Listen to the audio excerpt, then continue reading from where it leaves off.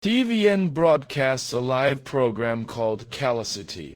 It's a program in a very common format, in which young people and adults in a series of challenges and can win cash prizes. In Chile, the show was considered a success during its run, although there is nothing too out of the ordinary, especially when it comes to game shows. People who know this program format will even find it a little strange that he is in this video, because usually nothing special happens in this type of program, and for most of its run, that's what happened.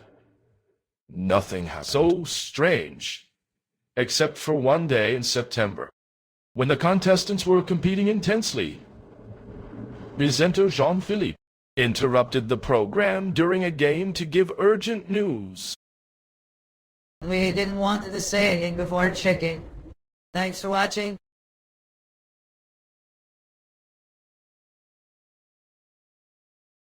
A terrible accident had happened that morning. Not during a TV show, but with the TVN team. They were on a military plane to document the efforts. Recovery after the earthquake of 2010 that devastated the country. This team, which included famous presenters Felipe Camaruga and Roberto Bruce, plus several employees. They were on their way to Robson Cruise Island, but which unfortunately never got there. Interrupted the program to share the devastating news that the plane had crashed into the ocean and that everyone on board had probably died. Instantly, including the entire TV team. This shocking news had repercussions all over the world, especially, mainly among the main presenters of the channel. The whole country, and especially the TVN network, was devastated to have to report that their friends and colleagues had tragically died. And in the following days, many bodies were found floating near the crash site, along with debris and the plane itself. It was said that the flight encountered very strong winds upon reaching its destination, which resulted in 2 failed attempts to pose. And on the 3rd attempt, the plane made a big turn, but ended up falling into the water, probably due to lack of fuel. The interruption of the television program was a very sad moment in the world of TV dive, and the situation became even stranger when divers who investigated the wreckage ended up discovering that cameramen from the network were filming minutes before the accident, capturing images of all the people on board. What makes this even more tragic is that no one won. No one on board had any idea that in just a few minutes they would all lose their people. It is truly chilling to watch a group of people living out their final moments. And this footage wasn't the only disturbing discovery on the camera's memory card. There was also a set of 6 intriguing images that weren't immediately comprehensible. But with a little image tweaking, a few things become clearer. In the most famous example, there appears to be a surface with a pool of water covering the camera lens. The image was taken after the plane hit the water. To make matters even stranger, the memory card that contained these images were allegedly found inside an empty water bottle. Although it has never been proven, this raises the possibility that the cameraman, Romina Iratsawa, was alive and conscious after the accident and took the photos beforehand, before placing the memory card in the bottle. This suggests that he was trapped aboard the damaged vessel as it slowly sank. Ocean floor, with no hope of escaping the wreckage. And to this day, these images and the TV show causes a very uncomfortable feeling in those who watch it. There is something fascinating about watching a police chase live.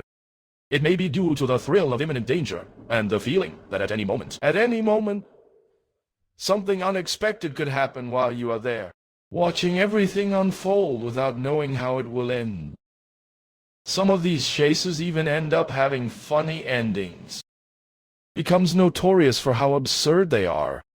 We were on a comfortable journey, watching someone we know make the decision to, is simply letting the fugitive escape. Somebody made the decision and said, Let this guy go. while other persecutions end in complete disasters. Wow. Just advancing those cars on that power line. Wow, that's quite the end of this persecution. Throughout the history of televised police chases and confrontations with law, there were moments that shocked and traumatized viewers with their disturbing endings. Los Angeles residents have had their nightlife interrupted for breaking news about the developing impasse in Harbor Furry involving several police stations. And even though it was showing children's cartoons, the transmission was interrupted. For Daniel Videoni's age 45, he got out of his vehicle and held up a sign that read, "Healthcare organizations are in it for the money live. Live free, love safe, or die."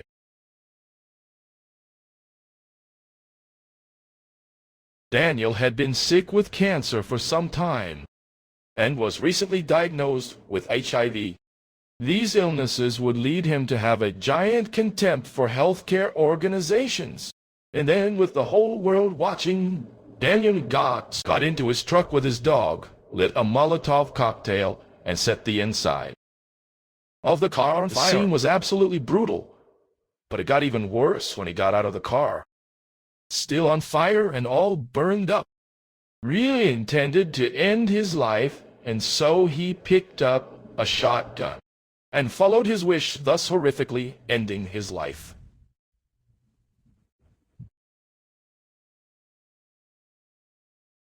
Thousands of children watching their favorite cartoons while a live police chase turns into a PR nightmare for the network. The morality of the broadcast is questioned, but the high ratings keep the practice going. The incident becomes a prime example of the unpredictable in live TV. This leads to more similar broadcasts, one of them having a profound impact in July of June. A high-speed chase occurred with a white pickup truck crashing into police. Helicopters broadcast the entire situation. The police used a spiked carpet to stop the car, but the outcome remains uncertain. It seems like they will probably let this one work. Let's see what happens. He has to stop. We don't know exactly what happened at that moment. The police closed in, but the details are unclear. The camera shows a brief moment of static before cutting back to the studio and cutting to a rushed commercial break. The confusion leaves the audience perplexed, and many change the channel to follow the outcome. However, the shocking reality reveals itself when two helicopters, one from NAVX-TV and the other from KTV Kai, broadcast the chase. This results in the crash of both aircraft and the death of all 4 occupants on board. The harrowing images were broadcast live. The tragedy left a deep impression, especially since some of the people covering the incident were friends and acquaintances of the victims. The scene turns into one of the most gruesome police chases ever recorded. Oh, Jesus. Oh, God. Oh, my God. Hey, my God, 15 and Channel 3 just had a mid-air collision. Watch this whole thing. I'm fine. I'm fine. I think it was Scott.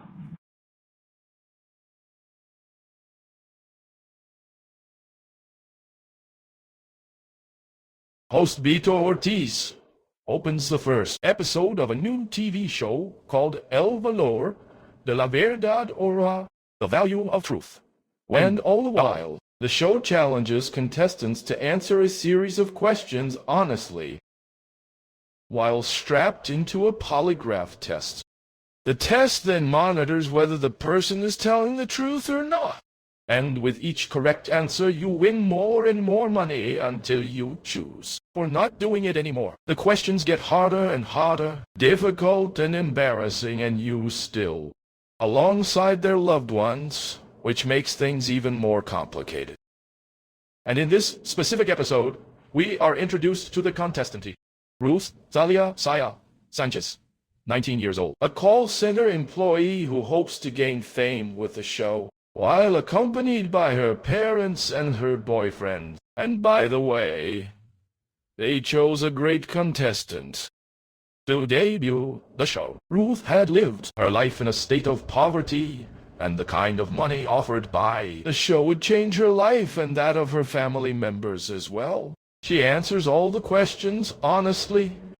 At one point, she admits that she would like to be white, and at another stated how she was often embarrassed by her parents' manners, which, according to her, while they were sitting directly in front, seemed strange. You can do it. You can feel the tension rising as each answer seems to strike at the heart of her spirit, then leaving her mother in tears.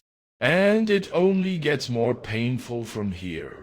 She was asked if she was with her crush until someone better came along, to which she replied, yes, with her boyfriend looking straight ahead. And after that, the questions got more and more intrusive, Muti eventually having to admit that to pay her bills she worked at a nightclub as a stripper, which came as a surprise to all her loved ones who were there. Shocked by this revelation, especially her boyfriend Brian. It was a revelation that leads us to the final and most painful question of all. Have you ever accepted money in exchange for sex? A question to which she answered yes, before abruptly ending her participation in the program. This experience left everyone, including the audience, completely shocked. On one hand, many applauded Ruth for her honesty, but on the other hand, she was criticized for exposing her family, specifically her boyfriend.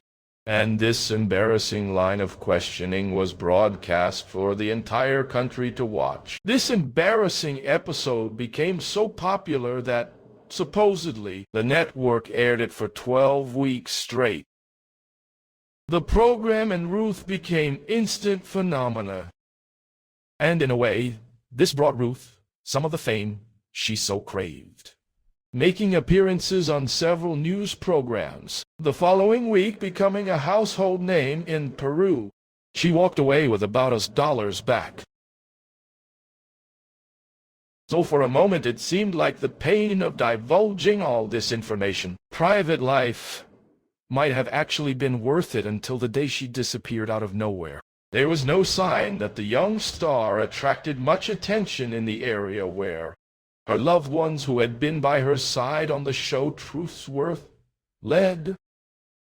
Eventually, the police found her body, buried in a shallow grave. Her death was the result of asphyxiation, and it was clearly a homicide. There was only one suspect, her ex-boyfriend Brian. Shortly before Ruth disappeared, she appeared on TV with a very low energy, mentioning that she and Brian had separated, probably due to the embarrassment caused by the series.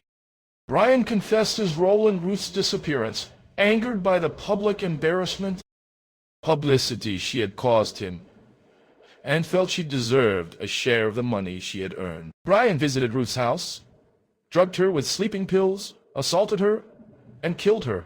He then buried his body in the hope that it would never be discovered. Years later, Brian was found guilty of the murder of Ruth and sentenced to life imprisonment. The Value of Truth continued to be a popular series for years until it was taken off the air, leaving a series of memories. Strange in one of TV's darkest moments.